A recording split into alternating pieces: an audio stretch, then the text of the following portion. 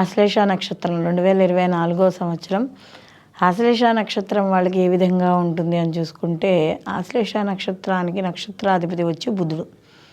అయితే ఈ ఆశ్లేష నక్షత్రం వాళ్ళకి అష్టమ శని కూడా నడవడం అనేది జరుగుతుంది గోచారరీత్యా. అయితే 2024 సంవత్సరంలో వీళ్ళకి అసలు ఎటువంటి ఫలితాలు ఉంటాయి అని కానీ చూసుకుంటే, వృత్తి ఉద్యోగాల్లో ఏవైతే ఉన్నాయో వాటి నుండి సమస్యల నుండి వీళ్ళు తప్పనిసరిగా బయటపడడం అనేది జరుగుతుంది.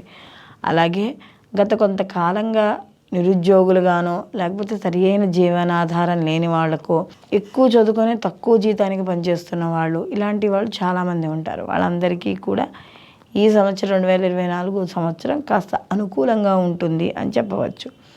అలాగే ఈ సంవత్సరం కాస్త దూర ప్రయాణాలు చేయడం, లేదా అంటే ఉద్యోగపరంగా ప్రయాణాలు కావడం, ఇవన్నీ కూడా వీళ్ళు చేయడం అనేది జరుగుతుంది. ఉద్యోగపరంగా చేసే ప్రయాణాలు కావచ్చు, సొంత ప్రయాణాలు కావచ్చు, ఇవన్నీ కలిసి రావడం అనేది జరుగుతుంది.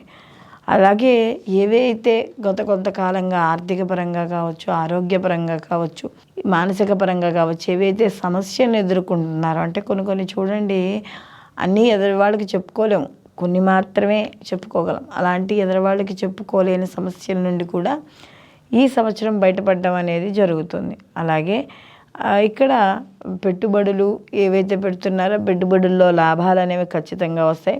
ఆదాయ మార్గాలు పెరుగుతాయి. ఇంట్లో కూడా ఎవరైనా ఉద్యోగం లేని వాళ్ళకి కావచ్చు, లేకపోతే ఖాళీగా కూర్చుంటున్న వాళ్ళు కావచ్చు, వాళ్ళకు కూడా కాస్త ఏదో చిన్న చితకు ఉద్యోగం వెతుక్కోవడం, కాస్త ఆదాయాలు రావడం అనేది జరుగుతుంది.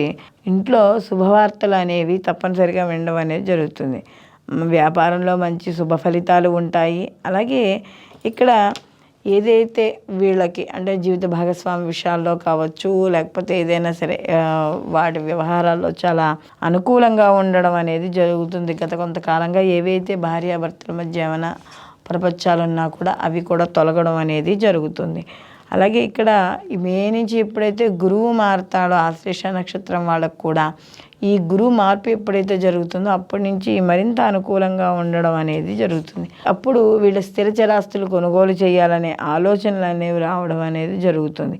మే తర్వాత నుంచి ఎవరైతే నూతనంగా వ్యాపారాలు చేయాలనుకుంటున్నారో వాళ్ళందరికీ కూడా అనుకూలంగా ఉండడం అనేది జరుగుతుంది. ప్రతి పని అందు కూడా వీళ్ళకి ఏం జరుగుతుందంటే ఒక ప్రణాళిక వేసుకుంటారు.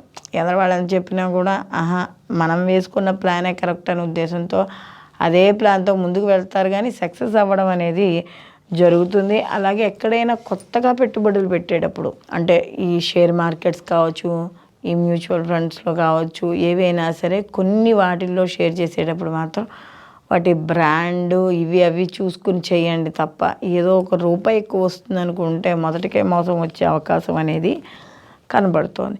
ఈ రాశిలో ఎవరైతే స్త్రీలు ఉన్నారో వాళ్ళందరికీ కూడా అనుకూలంగా ఉంది. వివాహం కాని వారికి వివాహ యోగ్యత అనేవి ఖచ్చితంగా కనబడుతున్నాయి. అలాగే వీళ్ళకి చట్టపరమైన న్యాయపరమైన ఏమైనా ఇబ్బందులు ఉంటే మాత్రం అవి కూడా కాస్త కొలిక్కి రావడం అనేది జరుగుతుంది.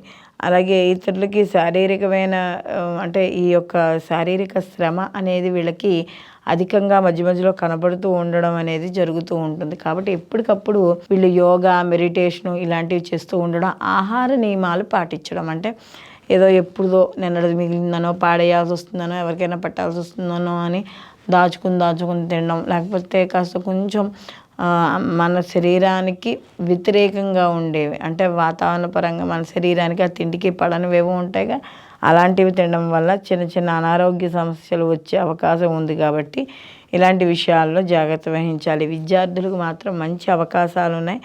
2024లో ఎవరైతే వివాహం కాని స్త్రీ పురుషులు ఉన్నారో వాళ్ళకి ఖచ్చితంగా వివాహం అయ్యే సూచనలు అనేవి కనబడుతున్నాయి. అలాగే ఇక్కడ ముఖ్యంగా చూసుకున్నప్పుడు ఈ ఆశ్లేష 1, 2, 3, 4 పదాలు ఎవరైతే ఉన్నాయో వీళ్ళందరికీ రాని బాకీలు ఏవైతే ఉన్నాయో అవన్నీ కూడా వసూలు అవ్వడం అనేది జరుగుతుంది. అలాగే గత కొంతకాలంగా రాజకీయ నాయకుల్లో కావచ్చు, లేకపోతే ఏదైనా పదవుల గురించి ఆశిస్తున్న వాళ్ళకి కాస్త ఆశాజనకంగా ఉండడం అనేది జరుగుతుంది. మొత్తం మీద వ్యాపారస్తులు ఎవరైతే ఉన్నారో వ్యాపారస్తులకు కూడా మంచి యోగదాయకంగా ఉంది అని చెప్పుకోవచ్చు ఈ 2024 సంవత్సరం.